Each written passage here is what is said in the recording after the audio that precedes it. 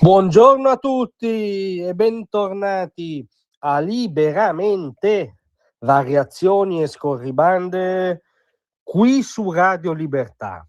Allora, non è una notizia, me ne rendo conto, perché non è la prima volta, ma pare che lo sport preferito e più praticato dal cosiddetto avvocato del popolo al secolo Giuseppe Conte sia prendere per i fondelli il popolo medesimo. Eh sì, perché ieri, lo sapete tutti, è stata la fantomatica giornata, è accaduto veramente.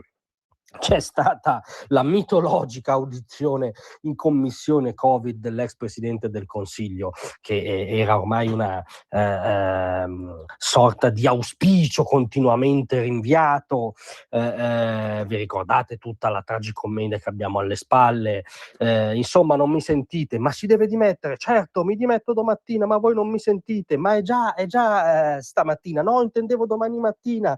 E poi mi dimetto, ma voglio la garanzia che sarò rinominato, perché c'era questo lievissimo conflitto di interessi, che Conte era anche membro della commissione, gli viene garantito ma poi non lo trovano al telefono.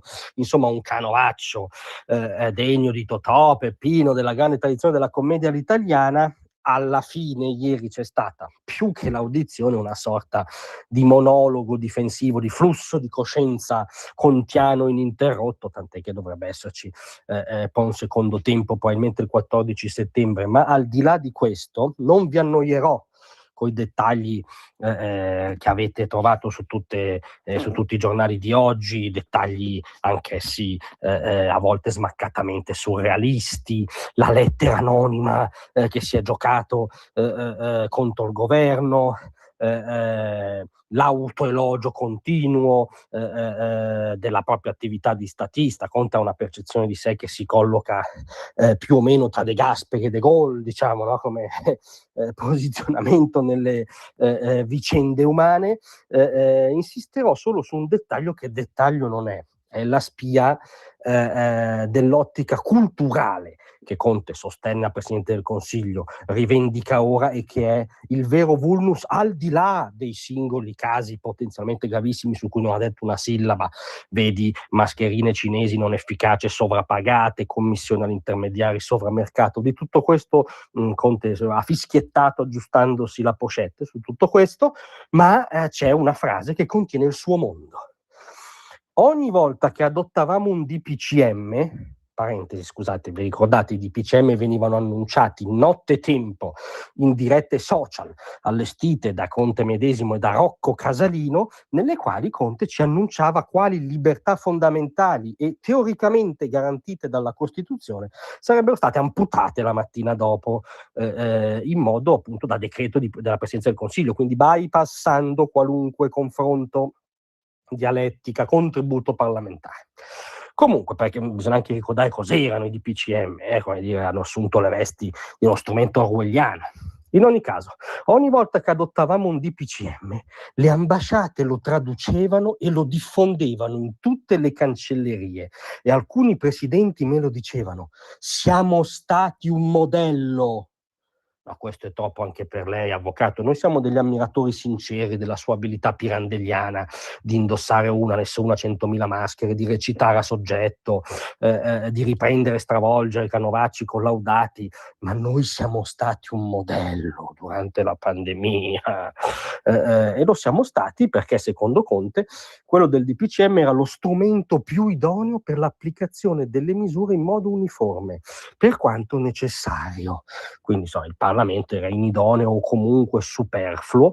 Un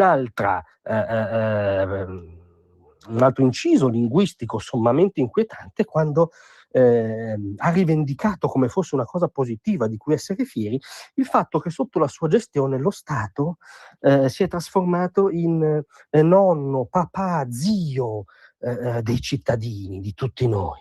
No! Io non voglio che lo Stato sia nonno, papà, zio, mamma, tutore. Non vogliamo questo statalismo paternalista fintamente bonario, in realtà iperinvasivo nelle nostre libertà fondamentali. Ci accontenteremmo, egregio avvocato, di uno Stato efficace, rispettoso delle libertà, in grado di fronteggiare un'emergenza come all'inizio non siete stati minimamente, la sminuivate, davate dei razzisti anticinesi, scusate, ai governatori del nord, poi improvvisamente avete inventato il giro di vite più alla lunga liberticida e il lockdown più ferreo, quantomeno nel mondo occidentale, e ora rivendicate anche questa schizofrenia. Non siete stati un modello, avete incarnato prima, per usare un termine che chi vi parla detesta perché riguarda altre tragedie della storia, ma che lo usano parecchio, siete stati prima negazionisti sul diffondersi del virus e poi avete eretto il lockdown a ideologia, il chiusurismo perenne, la subordinazione di qualunque libertà, anche fondamentale, anche costituzionale, alle politiche decise dal comitato tecnico-scientifico. E quindi se analizziamo queste caratteristiche, ripensandoci, è vero, ex e speriamo per sempre ex Presidente del Consiglio, in quella stagione siamo stati un modello. Si chiama modello cinese. Grazie a tutti, a presto.